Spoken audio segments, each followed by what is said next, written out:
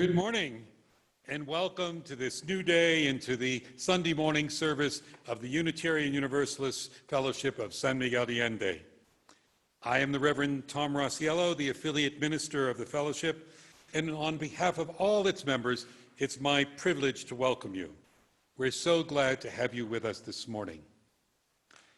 As we feel again the joy of a new day breaking in our soul, we come together in song, a song that reminds us that there is joy and memory in this day. We bring with us into this service thoughts of our mothers and fathers, how they provided for us and all they brought to our lives. Please now join Malcolm in singing Bright Morning Stars Are Rising. It's hymn number 357, and the text will appear in just a moment on your screen.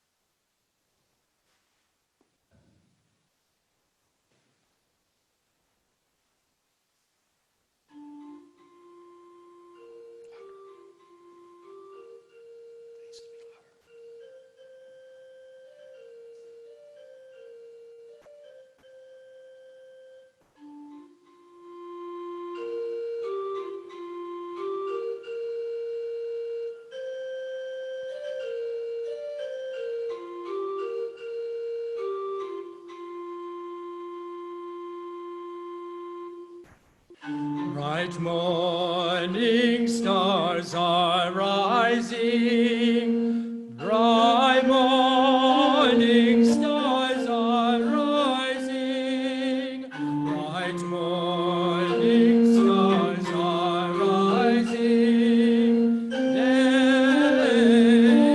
are breaking in my soul. Oh, where are our dear mothers?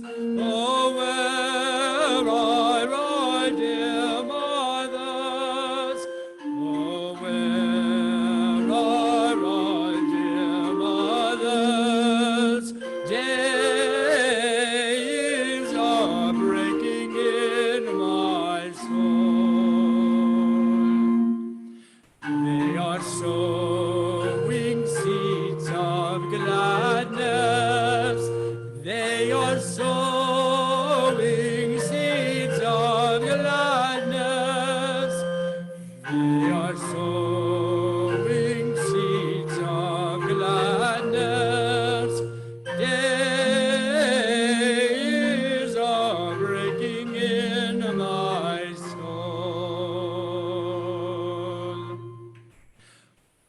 Oh, where are our dear fathers? Oh, where are our dear fathers? Oh, where are our dear fathers? Daybreaks are breaking in my soul. They are in the fields of plowing. They are in the fields of plowing.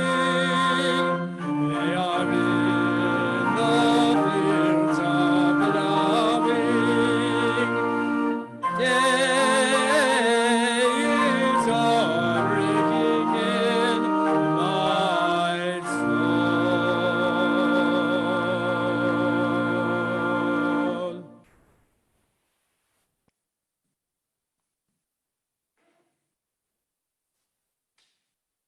I'd like to begin this morning with a poem that connects our two different cultures and captures what I think is a beautiful Mother's Day sentiment. It's in both Spanish and English. Diego Vargas will read the Spanish and I will read the English. The poem is by Teresa I. Soto, one of our Unitarian Universalist ministers, and also has that cultural duality. It's entitled My Grandmother's Grinding Stone, or El Molcajete de mi Abuelita.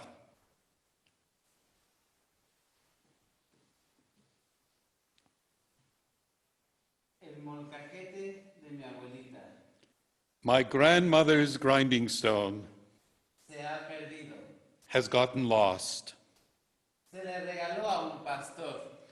It was a gift to a pastor. Una vez, en su oficina, vi que ahí era donde ponía su Biblia, en el lugar donde había maíz, alimento fortificante.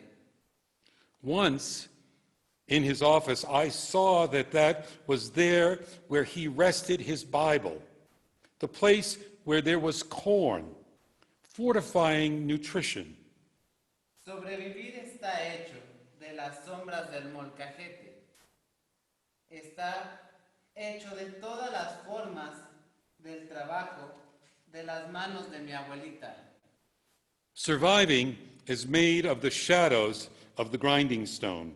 It is made of all the forms of work of my grandmother's hands.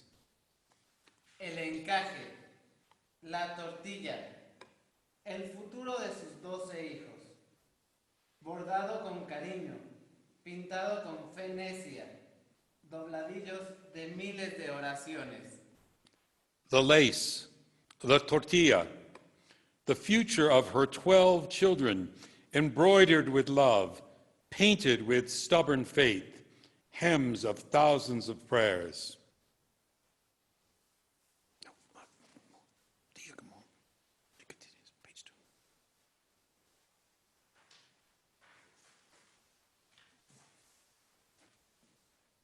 El molcajete se perdió, pero las mujeres, la bisabuela y las abuelas se quedan para siempre. The grinding stone was lost, but the woman, the great-grandmother, and the grandmother remain forever. Ellas son mis molcajetes, de permanencia, de conocimiento, haciéndome mi misma y mi comunidad.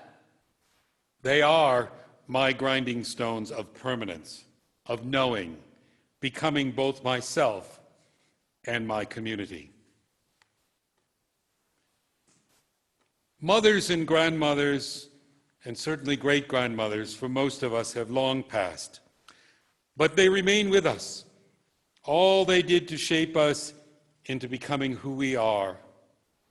So today, we light our chalice in their honor and remember that the light of mothers and grandmothers long gone still is present to guide us on our way.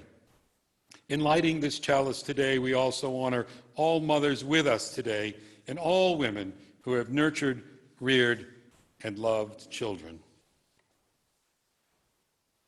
This light is the light of people who sacrificed for their children.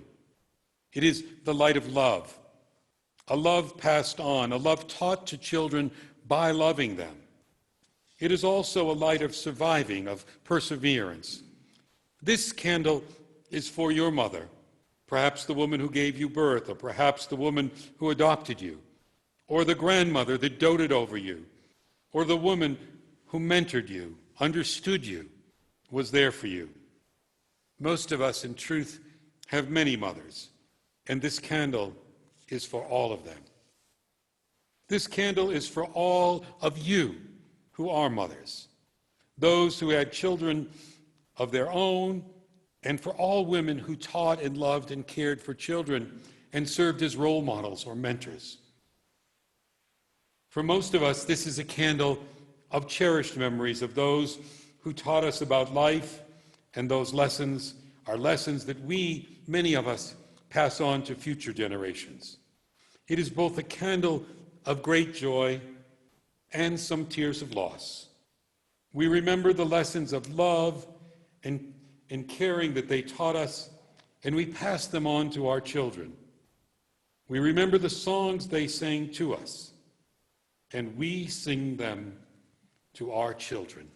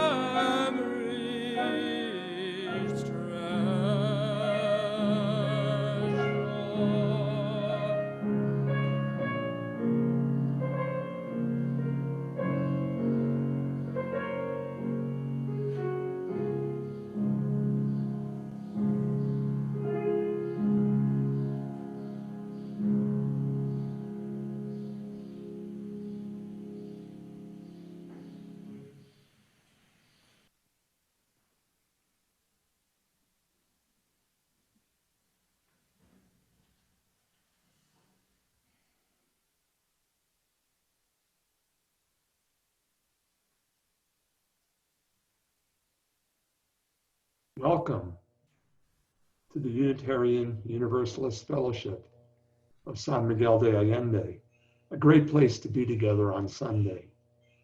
I'm Dan Newspiel, your fellowship's president. Here you can bring your entire self, your full identity, your questioning mind, and your heart to share safely in fellowship, reflection, and great music. No matter where you're from or where you are right now, whether you've celebrated religious traditions or not, you're welcome here. Are you interested in joining one of our Zoom discussion groups? You can read further details about them at the bottom of the order of service that you received by email.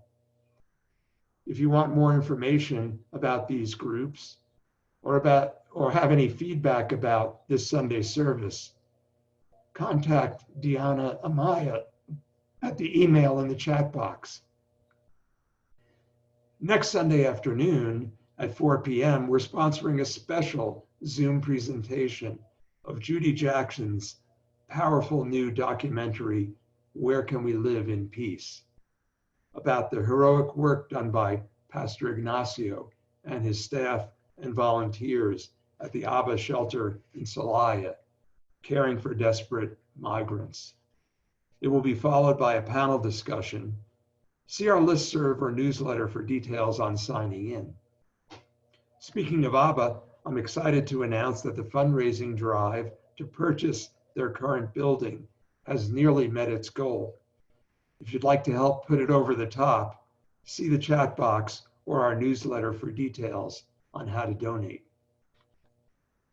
Our Zoom breakout rooms for small group social discussions after the service have gotten rave reviews. Last week, 10 groups chatted with each other for about 30 minutes. If you want to participate this week, please just stay connected and you'll be randomly assigned to a breakout room immediately at the end of the closing music. Be sure to accept your room assignment on Zoom.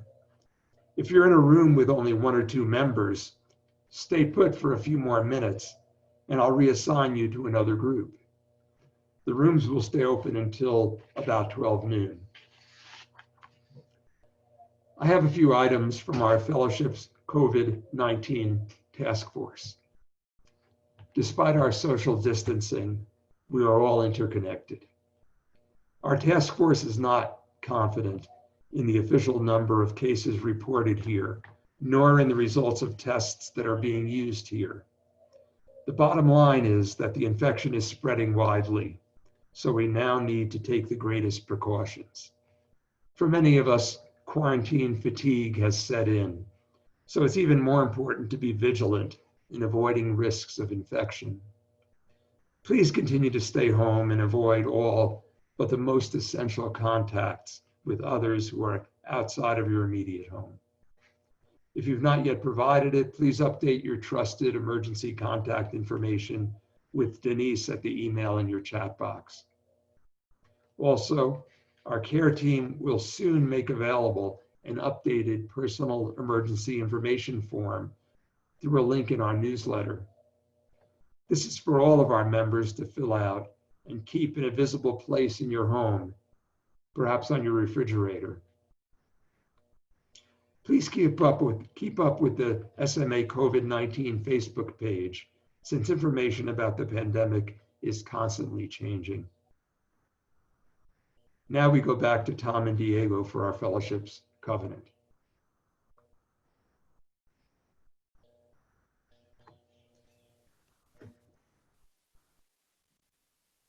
I invite you to join Diego and me in the words of the covenant, both in English and Spanish. They will appear on your screen in just one moment.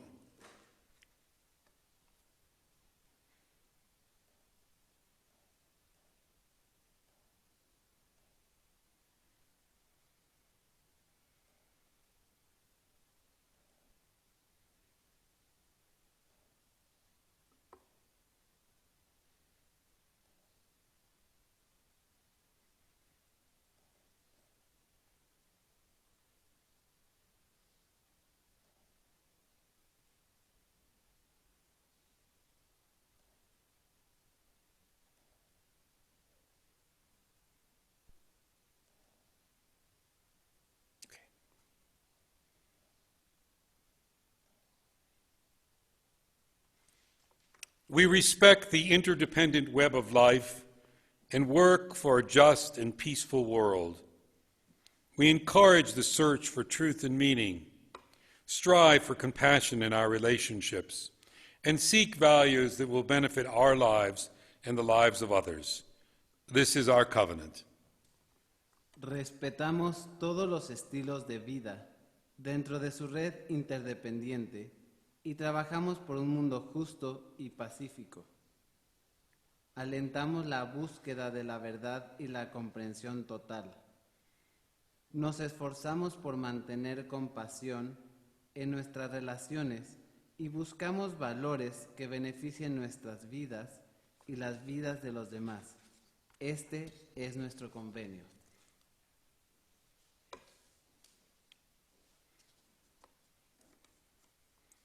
We now come into a very sacred time in our service, a time when we share significant joys, sorrows, and concerns with our community. As we cannot do this in person, people have sent me theirs and I will share them. You may also share yours, joys, sorrows, and concerns with others by typing them briefly into the chat column on your screen. First, Cynthia Klaus would like to light a candle of gratitude and express her profound thanks for the incredible outpouring of sympathy and compassion, shared stories, and love that came forth from the congregation after her announcement of the death of her sister Julia. Cynthia wants to assure the congregation that she is doing okay. From Elisa Gonzalez, a candle of joy. She writes, "As all my children and grandchildren are working from home, we have found enormous joy getting together on Saturday evening via Zoom to play games we used to play whenever we got together. Saturday evenings gives the opportunity to Amelia, my daughter who lives in Sydney, Australia, to join us on her Sunday morning. It is wonderful to connect with New York, Connecticut, Sydney, Monterey, and Mexico City just to play trivia. The laughter comes as fresh, energetic, and joyful as when I was a young mother surrounded by playful kids." At the request of Jeannie Seward McGee, who lost her son much too early, I light a candle for her and for all bereaved moms who have lost a child and for whom Mother's Day may be particularly difficult. Trish Schneider would like to light a candle of concern for the women and children who are victims of domestic violence, which has been soaring during this pandemic, and reminds us if you or someone you know needs online counseling by a bilingual psychologist, you can contact Trish. Rosalie Gifford lights this candle for her joy of just sheltering in place with her wonderful partner, Arlene Venote, and she says there is no one she would rather be with. And again, we light a candle for all the courageous people who, in doing their essential jobs, put themselves at risk during this pandemic. Finally, we light a candle for all those joys, sorrows, and concerns that have been typed into the chat column, and for all those that remain unexpressed this morning, but are held in our hearts. So now we hold them all, remembering the words of the Talmud, that when we share a joy, the happiness is doubled, and when we share a sorrow, the pain is cut in half. I invite you now to be guided in prayer and meditation by a song for Mother's Day, the familiar and beautiful A Mother's Prayer by Carol Sager and David Foster, made famous, of course, by Celine Dion and Josh Groban.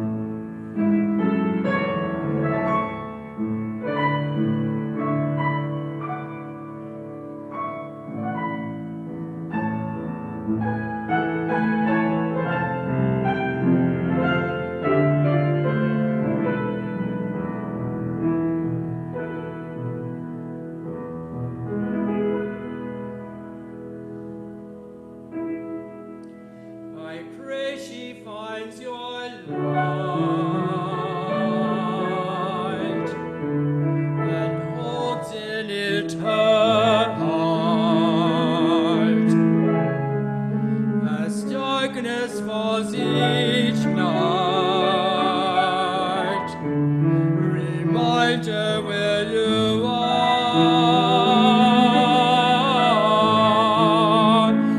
Every mother's prayer, every child knows,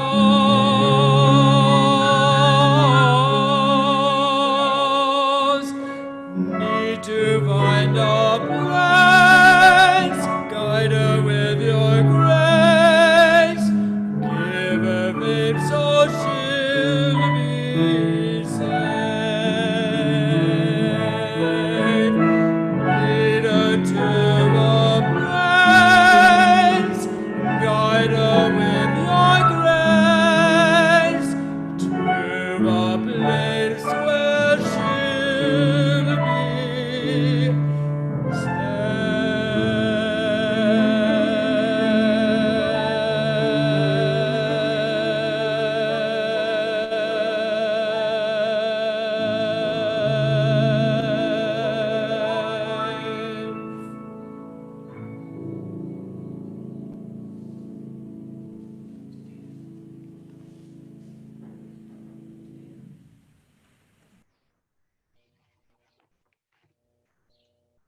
This fellowship strives to be loving to each other and to our larger community.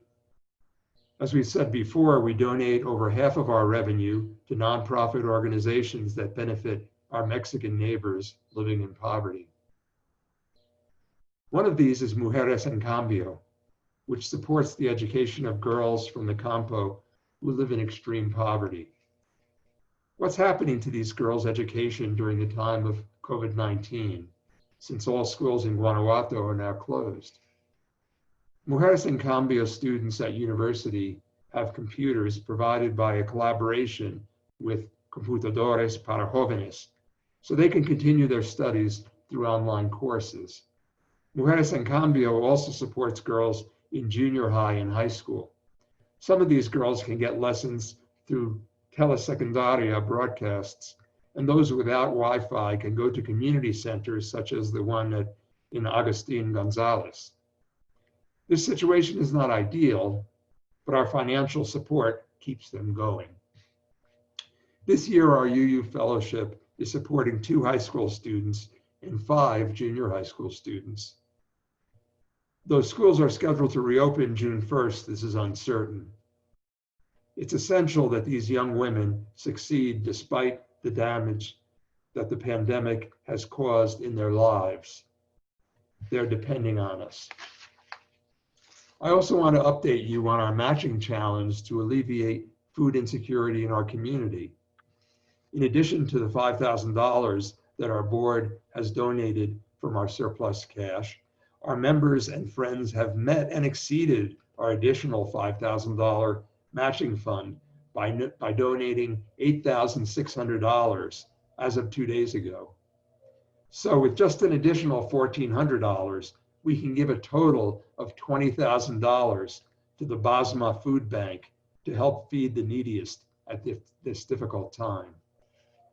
During the upcoming musical selection, or immediately after the service, please go to our donate link, which you can find in the chat box or at our website, UUFSMA.org. That's UUFSMA.org. You may use PayPal or any credit or debit card to donate any amount starting at $1. Now you have 4 choices for your donation. You may indicate in the notes section if you want your donation to go toward your pledge, to our minister's discretionary fund, or to our food matching fund. Or you may leave it blank and it will help meet the expenses of Sunday services like this one, as well as supporting groups like Mujeres en Cambio. And thank you for your generosity.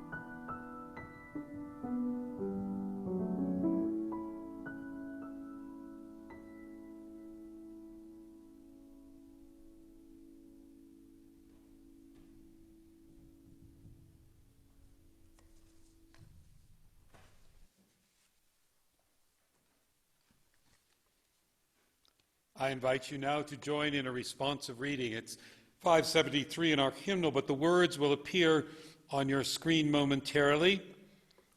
I will read the regular type, and Malcolm will lead you in reading the boldface type.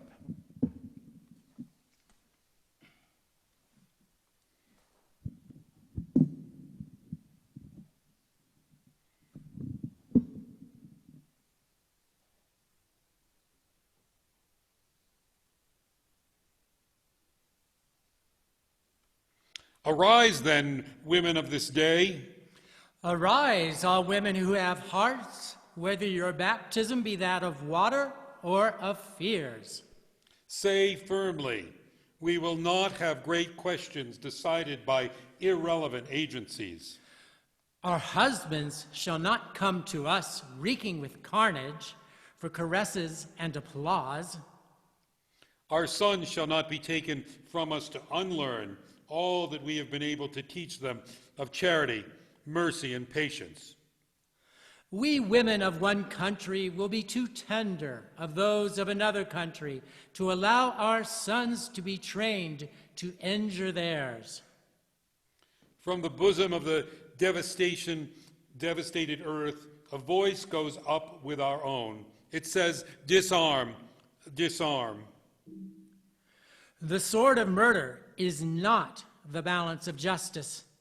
Blood does not wipe out dishonor, nor violence indicate possession. As men have often forsaken the plow and the anvil at the summons of war, let women now leave all that may be left of home for a great and earnest day of counsel. Let them meet first as women to bewail and commemorate the dead. Let them then solemnly take counsel with each other as the means whereby the great human family can live in peace. And each bearing after her own time the sacred impress, not of Caesar, but of God.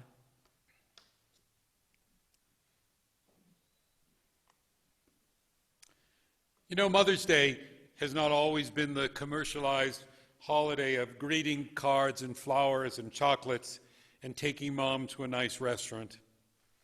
The idea of a day to honor motherhood dates back to Greco-Roman times when mother goddesses were worshipped.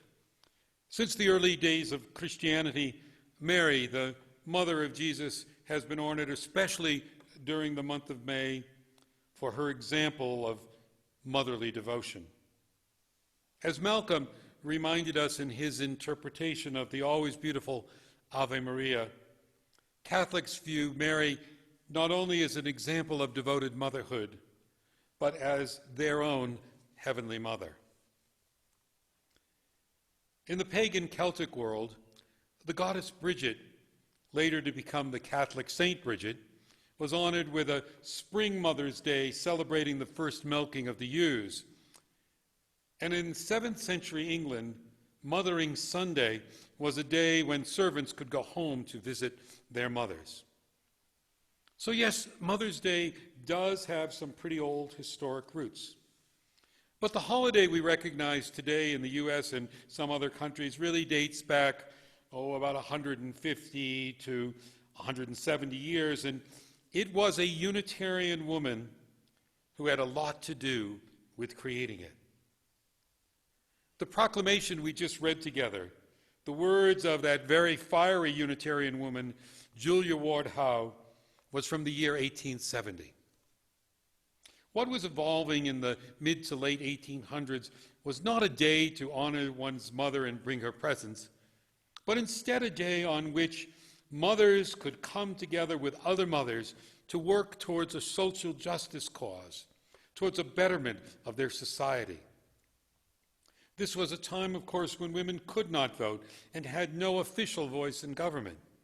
This was a day to have their voices as mothers collectively heard. They came together to speak on moral issues, on issues of human suffering, from a particular perspective, from the perspective of those who brought life into the world and nurtured children to adulthood, and who in doing so had a special sense of the value and the sanctity of human life. This kind of Mother's Day was primarily the creation of two women, Julia Ward Howe, the Unitarian, that you've already met in her fiery proclamation, and Anna Reeves Jarvis, a Methodist, who in the 1850s began what she called Mother Work Days, first bringing women together to work for better sanitation conditions in rural West Virginia, and later on the battlefield of the Civil War. She went on to make her Mother's Day a day to focus on reconciliation between those on the opposing sides of the Civil War. Well, that Civil War also figured prominently into the life of Unitarian poet, essayist, lecturer, and reformer Julia Ward Howe. Now, I suspect that many of you know that her most famous connection to the Civil War was that she was the author of the Battle Hymn of the Republic, which, by the way, was first published in Atlantic magazine, and for which she received the grand sum of $4 for writing it. She wrote it to spur on the North in the Civil War in order to defeat slavery.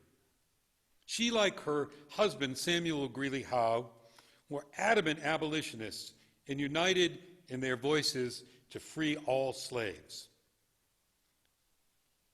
The hymn, Battle Hymn of the Republic, became the song of the Northern troops. It later was sung by the women's suffrage movement, and even in our own time in the civil rights movement. But a war song was not where Julia was at in 1870. She'd seen the carnage of the Civil War on both sides, and it weighed heavily upon her. But actually in 1870, it was the horrors of the Franco-Prussian War that caused her to become a crusader for peace. As the proclamation we shared makes clear, she believed that women of one country were connected through their motherhood to the women of other countries, and they should rise up and resist their sons being taken to war to, in her words, unlearn all that they had been taught by their mothers of charity, mercy, and patience. She became a pacifist and tried to organize a women's peace congress in London. She gave impassioned speeches in condemning the carnages of war and proclaiming the real possibility of peaceful resolution of conflict. Interestingly, in addition to her famous battle hymn, she also wrote a peace hymn. It's entitled, "Bid the Din of Battle Cease." She so wanted this part of her life to be her legacy. Sadly, her battle hymn is still published today in 473 of the major denominational hymnals and overshadows her peace hymn substantially, which only appears in 5. Well, beginning in 1873, and for 36 years thereafter, Mother's Peace Day was officially celebrated in many U.S. cities, in England, in Switzerland, in Italy, and even in Turkey on the second Sunday in June. The holiday was eventually replaced by the one we now celebrate in May, and over time, it lost much of its character as a day when women rise up for peace and for social justice causes.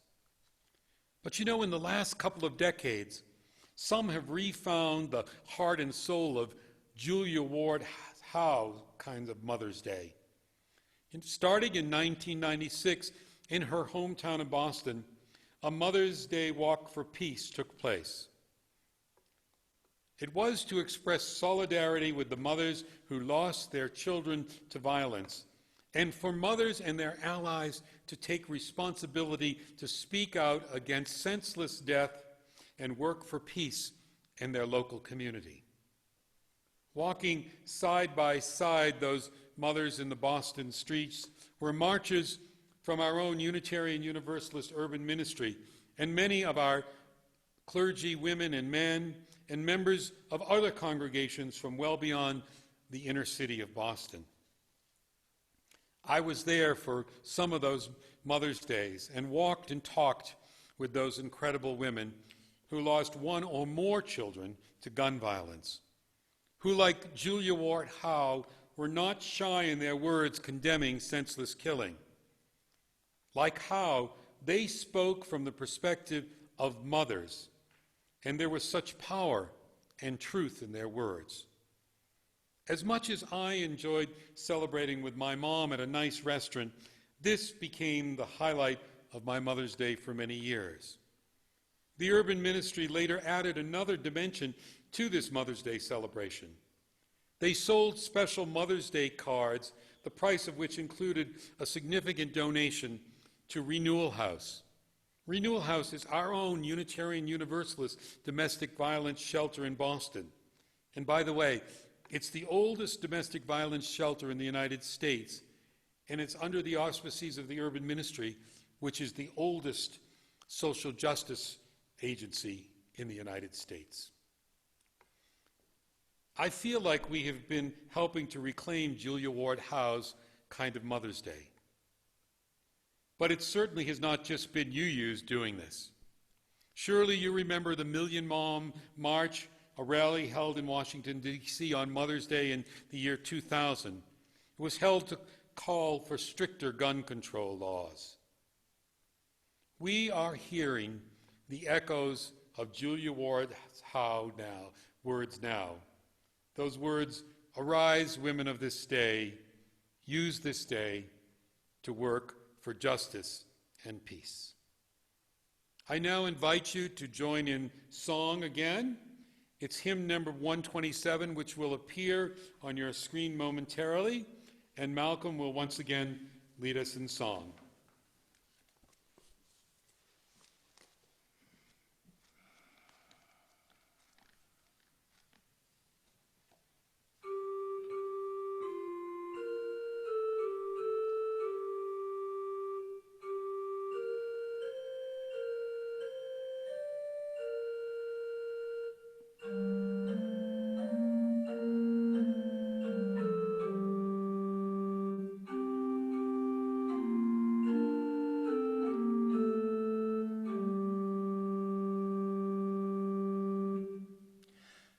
Can I see another's woe and not be in sorrow too? Can I see another's grief and not seek for kind relief? Can I see a falling tear and not feel my sorrow share? Can a father see his child weep, nor be with sorrow filled? Can a mother sit and hear infant groan and infant fear? No, no, never can it be. Never, never can it be.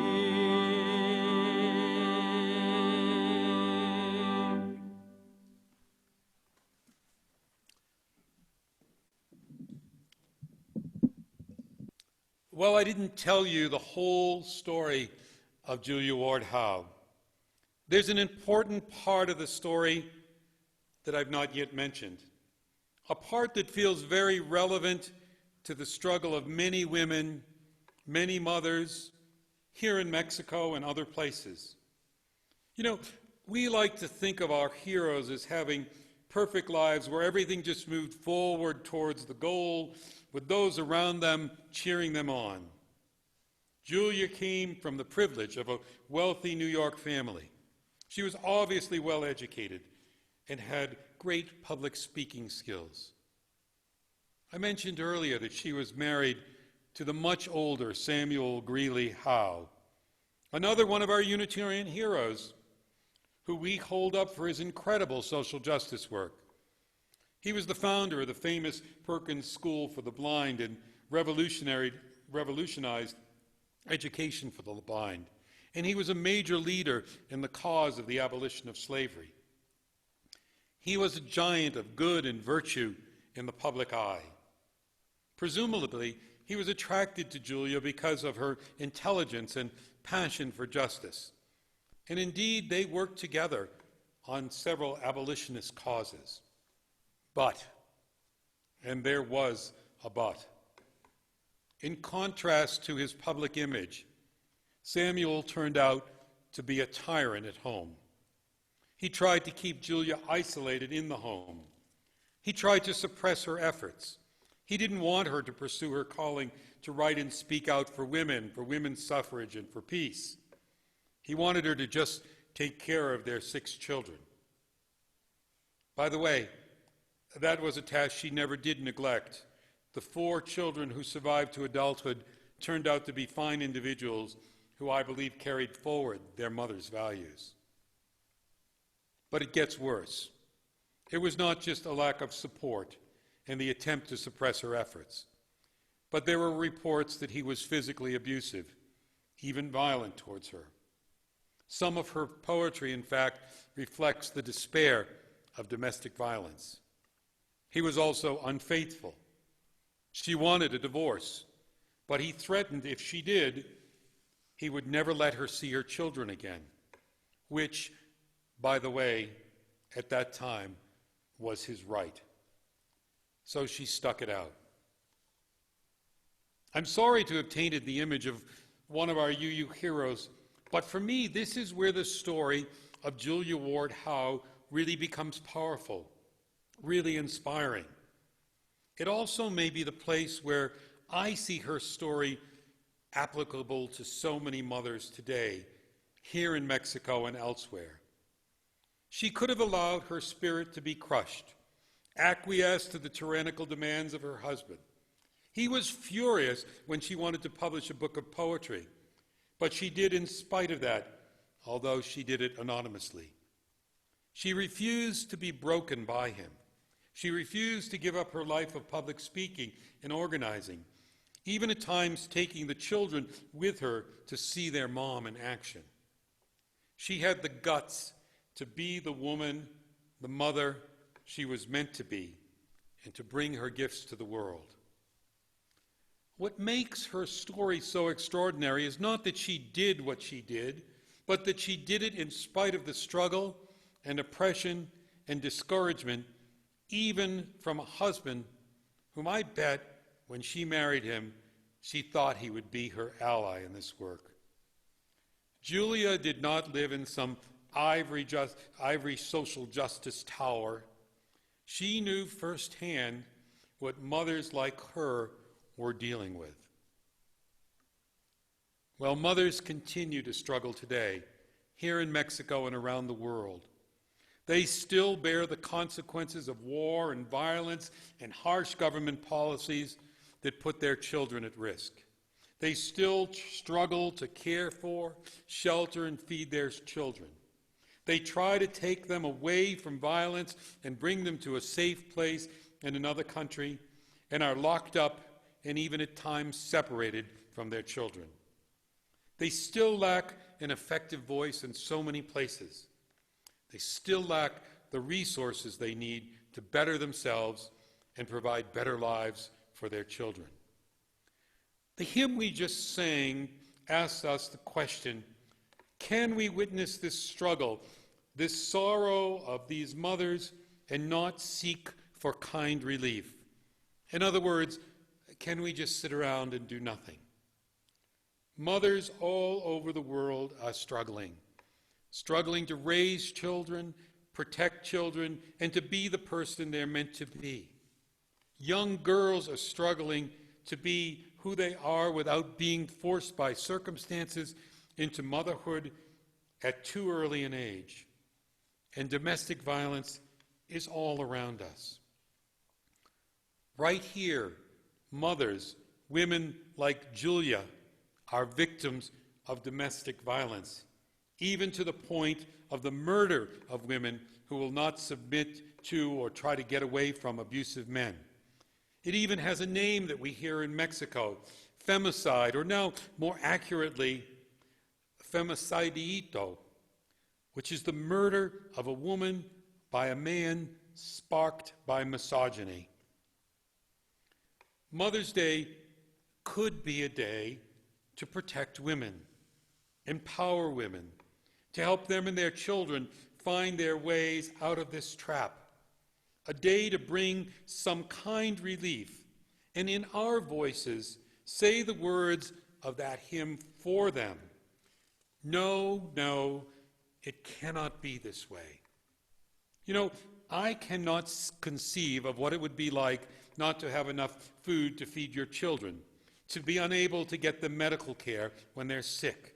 I cannot conceive of what it would be like right now in the rich country of the United States, where women have to decide between going to work where they'll be exposed to the virus and put their family at risk in order to earn the money to shelter and feed their family, or to stay safely at home caring for their children but not having the money to afford the most basic needs.